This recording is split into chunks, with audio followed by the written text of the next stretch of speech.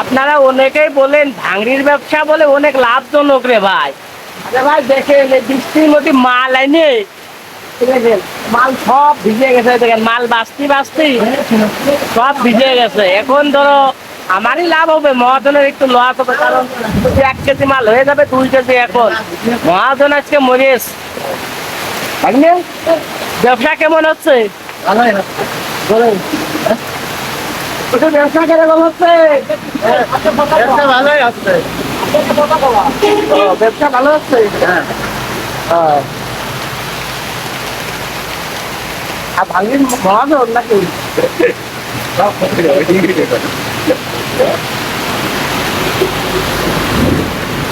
আর আমার কাছে মহাজন বসে আছে। ঠিক আছে, তাহলে আমরা গ্রামে যেতে পারবো না, আমরা গরিব মানুষ। ঠিক আছে, দিন আনি দিন খাই, যেদিন কাজে যাবো সেদিন 1 কেজি চাল কিনি, আর কাজে না গেলে চাল কিনি নে ভাই। আমরা এলাম সেই লোক।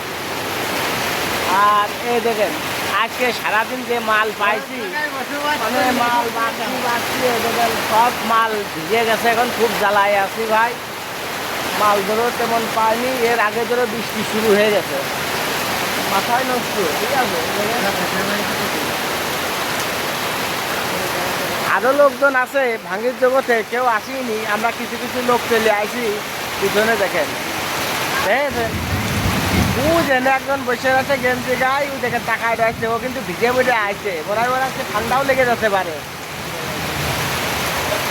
আর ব্যবসা ভাই এখন নেই, এখন মালের দাম ধরো কমিয়ে গেছে। তো লুয়া ধরো এখন আমাদের 42 টাকা কেজি দিচ্ছে আমাদের মহাজন, কিন্তু 40 টাকার নিচে গ্রামে কোনো লোয়া দিচ্ছে না। আর মহাজন 42 টাকা কেজি দিচ্ছে, কিন্তু আমাকে ঠকাচ্ছে। কি করবো কন, কারণ আমাকে যে দাদন নিয়ে আছে এই জন্য আমাকে ঠকাইও।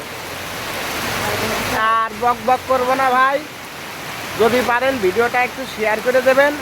আর আমি জানি আমার এই ভিডিও যদি কোনো ভোকারের কাছে যায়, লাইক কমেন্ট না করে যাবে না। এইটুকু হলে 100-র মধ্যে 100 গ্যারান্টি।